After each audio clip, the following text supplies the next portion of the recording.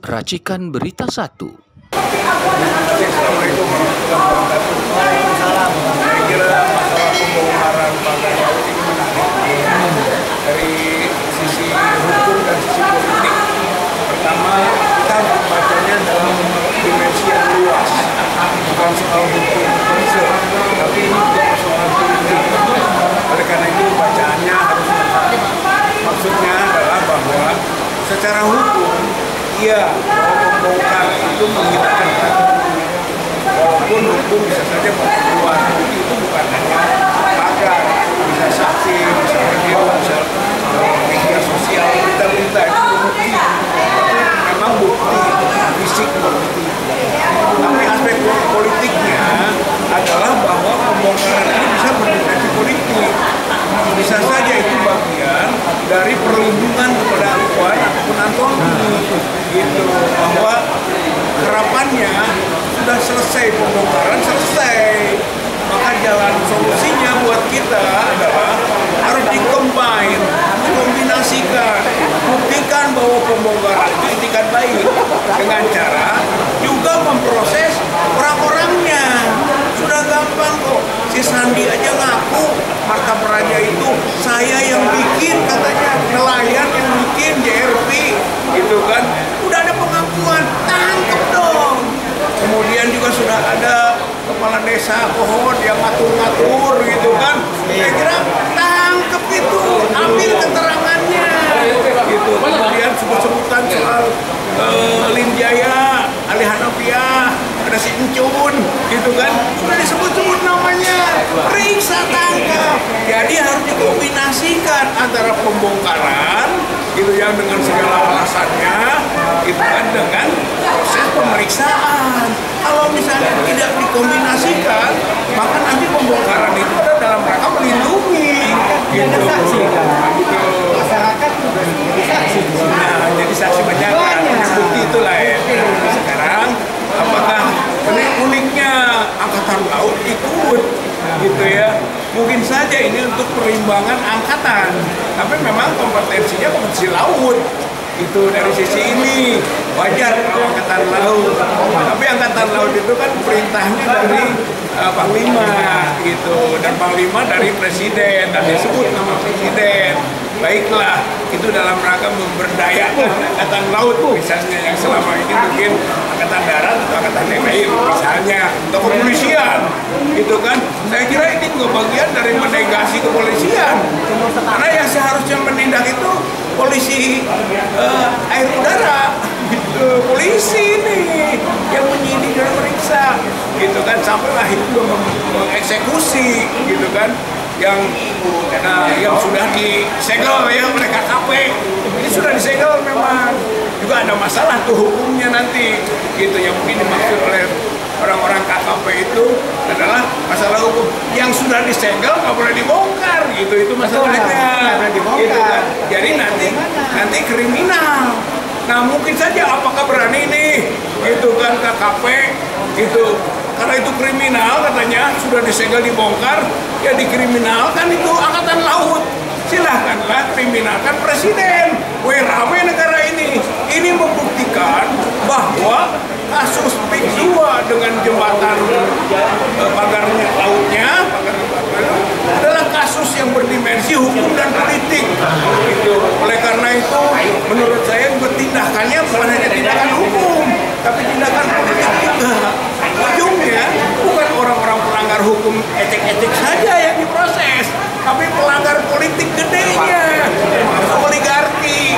Siapa pengusaha, siapa penguasa yang kolusi, yang ujungnya korupsi, dan negara ini sudah berbudaya korupsinya, gitu kan. Makanya mulai kita bongkar dari PIK 2, mulai bongkar dari pembongkaran pagar laut, gitu. Bongkar kejahatan-kejahatan politik dan hukum di negeri ini yang melibatkan pengusaha dan penguasa. Begitu mungkin yang bisa saya sampaikan. Assalamualaikum warahmatullahi wabarakatuh. Melengkapi daripada abang tadi itu, ini pembongkaran ini sudah benar langkahnya. Kemudian langkahnya tidak menghilangkan sama sekali bukti-bukti, tetapi mempertegas di sini adalah yang keterlibatan itu harus ditindaklanjuti. Siapa dia adalah perencana, yang merencanakan, siapa yang terlibat di dalam situ adalah tentunya Aguan CS, Aguan Antoni Salim. Dan ini kebijakan dari atas waktu zaman Jokowi semuanya.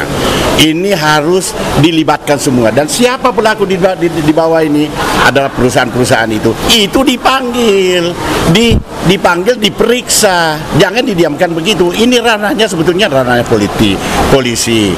Namun sekarang ini karena tindakan itu tidak dilaksanakan dan sebagainya, maka diperintahkanlah Angkatan Laut melalui Kasal, perintah langsung Presiden itu. Presiden kita hargai dan hormati perintahnya. Jangan kita abaikan. Jadi saya kira ya seluruh yang terkait, stakeholder yang terkait, langkah-langkah inilah sudah tepat. Adapun campur tangan di dalam unsur politisnya ya dan dari penguasa dan yang melakukan kegiatan ini adalah pihak swasta, ini harus sadar. Kalau tidak sadar, pemerintah harus turun. Pemerintah harus turun melaksanakan apa ranah-ranah rambu-rambu politik, rambu-rambu hukum yang harus dilaksanakan seperti itu. Jadi jangan didiamkan. Hargailah perintah Presiden, hargai perintah Presiden untuk kebaikan kita semua. Bukan berarti kita benci, tidak senang dengan pembangunan PSM, tidak. Tetapi yang menguntungkan rakyat, yang membela kepentingan rakyat, bukan menyengsarakan rakyat, bukan membuat menderita rakyat. Ini kebijakan ini kita hormati, kita hargai, tapi salah kekeliruannya itu adalah tidak melalui prosedur-prosedur. Iya, intimidasilah, mencaploklah hutan-hutan yang mangrove, hutan lindung. Ini prosesnya juga ini tidak sesuai, belum lengkap, ada yang disuratin tapi katanya ini adalah abrasi, padahal itu disertifikatkan lagi. Dari mana? 1 meter dari garis pantai itu adalah dilarang untuk memagar, dan ini melanggar hukum internasional. Saya kira demikian ya. Pastinya adalah panggil, periksa semuanya, mulai dari Aguan, Antoni Salim, dan termasuk kebijakan Jokowi. Panggil, jangan takut. Ya, manusia Presiden itu rakyat biasa sekarang, tidak ada lagi perbedaan antara kita. Kalau memang yang terpenting itu adalah diminta keterangan, panggil, tidak ada masalah. Saya kira demikian, ya. Saya kira demikian. Terima kasih untuk diperhatikan. Assalamualaikum warahmatullahi wabarakatuh. Ya, assalamualaikum warahmatullahi wabarakatuh. Ini masalah PIK 2 jadi banyak masalah. Sebenarnya ini kan masalah pidana, masalah pelanggaran, di mana laut dikapling-kapling, nelayan dijolimin, tetapi penguasa di negeri ini tidak bertindak. Kalau kita lihat dari segi hukum, sebenarnya Aguan ini udah bisa dipanggil, ditanyakan, dan harus bertanggung jawab terhadap apa yang dia lakukan, baik terhadap masyarakat, baik terhadap pemerintah sendiri, yang sepertinya penguasa yang lama itu, ya kalau kita bilang, sudahlah, kalau kita nggak bisa adili, ya dicincang aja itu Jokowi sekalian. Merusak negara, pengkhianat bangsa, menjual tanah, menjual laut, jangankan tanah, laut pun dijual sama dia. Dan kesempatan ini Aguan memanfaatkan kelemahannya Jokowi, karena udah saking banyaknya memberikan fasilitas buat Jokowi, ya sehingga Jokowi tidak bisa berbuat apapun. Apapun yang diminta oleh Aguan dilakukan. Jokowi ini tidak punya kemampuan buat berpikir siapa dia. Dia itu kan presiden. Dia itu mewakili rakyat Indonesia, bukan mewakili Aguan. Saya rasa udah saatnya Prabowo bertindak Prabowo adalah panglima tertinggi di Republik ini, mempunyai kekuasaan penuh. Walaupun penguasa di negeri ini dalam kondisi seperti ini, apa yang telah kita lihat sekarang ini, kekuasaan itu ada pada Jokowi, ada pada Prabowo, tetapi penguasanya bukan Prabowo, ialah Taipan itu.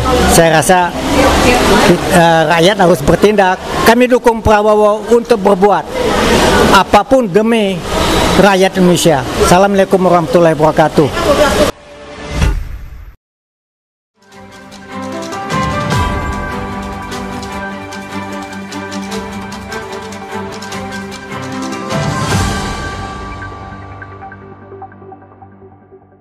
Racikan Berita 1.